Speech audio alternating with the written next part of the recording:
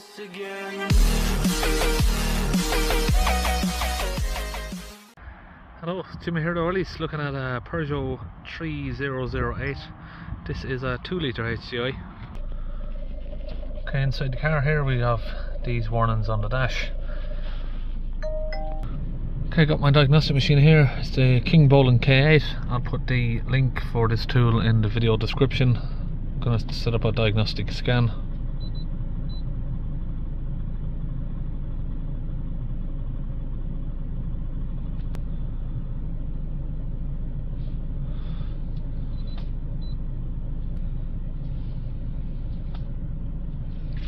Do a health report. Okay, we've got a few different fault codes there in the engine. Let's pause that.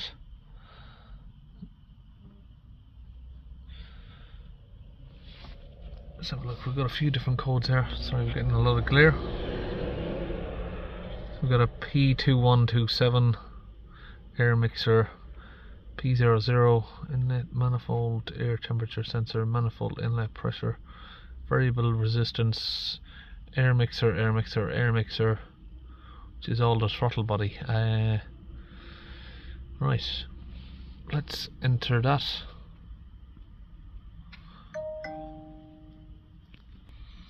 And we'll go to maybe data stream, air intake. We're going to pick out a few of these items from the data stream here.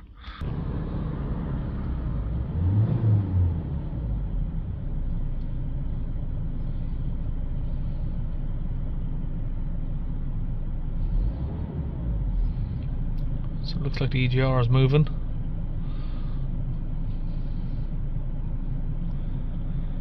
Now there could be an issue with the EGR, could be an issue with the air mixer, which is basically the plastic throttle body. Getting turbo pressure measured.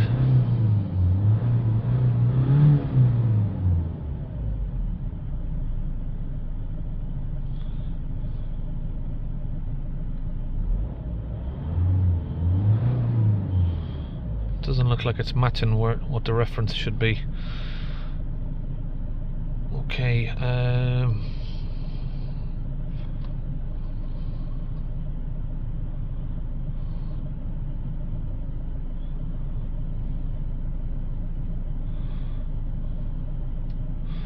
manifold pressure sensor, did we see that one on the data?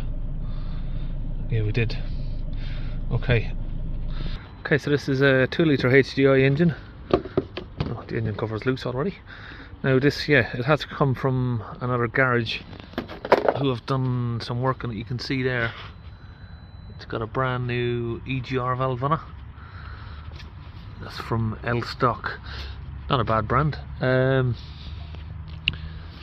Okay, what I can clearly see down here, let me try and get a torch on, that we have major oil leak.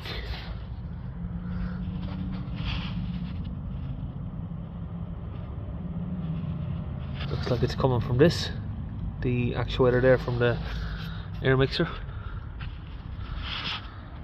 Okay, so the question is this air mixer broken, or have they just not fitted it right after they fitted this new EGR valve? Of course, it looks like this would have need to come off to get that fitted. Yeah, we've got a pipe there loose. This isn't locked in either. It was clipped in, but it wasn't locked. Make sure these are tight. Right, gonna maybe start taking this apart and see what's going on down here. We've got, looks like major oil leak see it from both sides of the air mixer here. So we've got a few of these bolts here that we need to get out. 1, 2, 2 there, then we've got 3 around the top there, and another one here.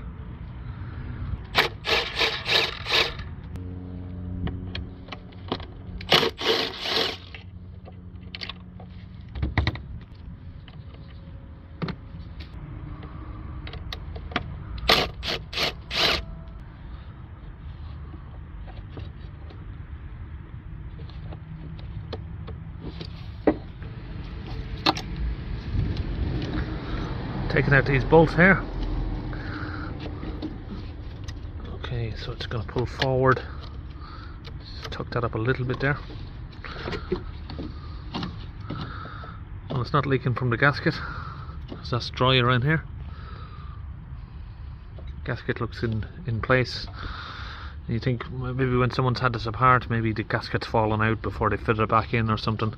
The oil leak is down there. Let's move this to the side a little bit.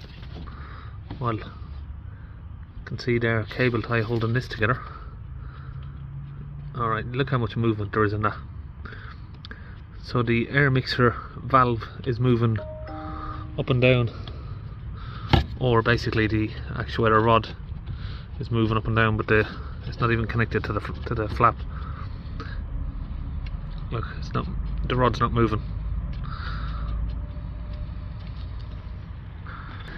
Okay, now the unit's been bolted away from there and just taken off the boost hose here. It's an 8mm bolt that just attaches the boost hose there. Okay, now we've detached that from the hose there. We can see this unit looks like it's leaking oil from there, but not only that, of course you have this issue here where it's not even attached to the rod there. So this is what was happening before. You could move that up and down, and of course it's not really moving the flap.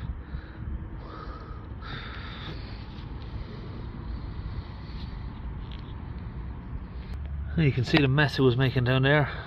It's obviously been there for a while. Let's have a look at this tube as well. That looks like it's been sellotaped for some reason or another. Is this tube leaking?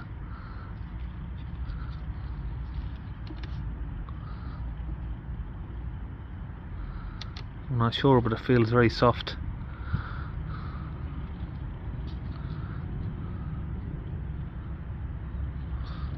Thought that might have been a split there. Okay, well, we'll get that cleaned up and make sure that there ain't no hairline cracks in it that I can't see. Stretch it out, make sure that it ain't split. Okay, so I just got a delivery here from Bennett's Car Parts. They've delivered this part down to me from Valley, so it's an original part. And to take it out of the box, there we have brand new unit,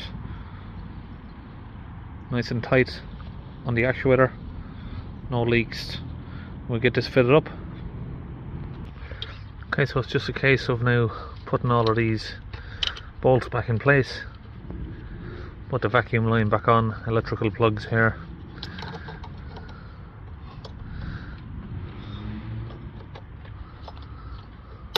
Make sure they click when you lock them in, and then this one has got a little orange tab to lock in place there. Bolts all in place. Now we can just whiz them all down.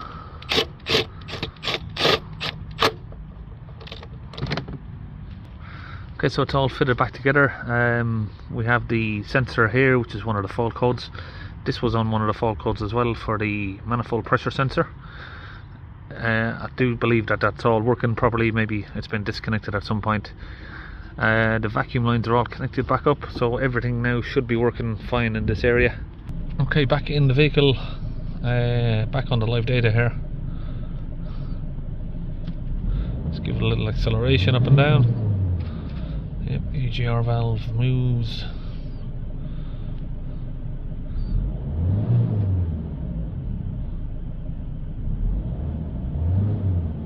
Turbo position.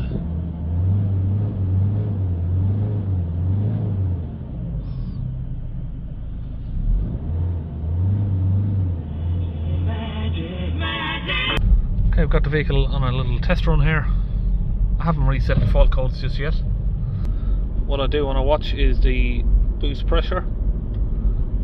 So it all looks like it's matching up. You can see there we've given a little boost of acceleration, and that's matching now. And we have 1019, 1019, close enough there on the boost pressure. So the map sensor is working. Okay, so yeah, like I said, now we've back from a little bit of a test drive there. We know that the boost sensor is moving exactly where it wants to be. The manifold pressure sensor is moving close enough to where the turbo wants it to be, so the turbo's working as well.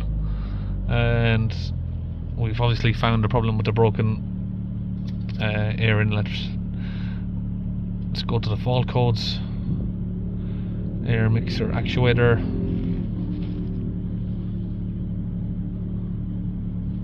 These are all the codes.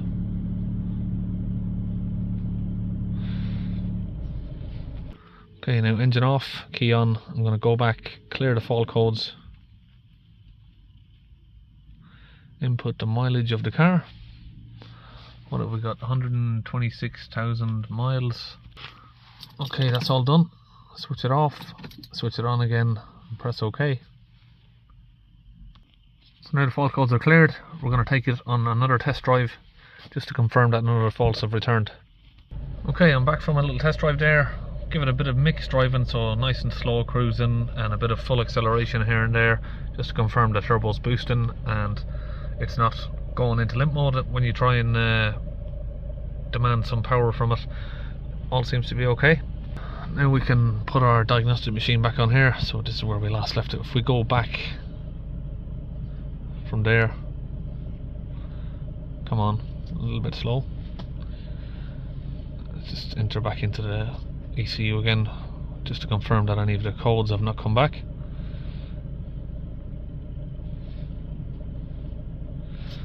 That's it, brilliant. All okay, and I think we are all about done on this one. So that's it, Peugeot 308, all finished. See you in the next video.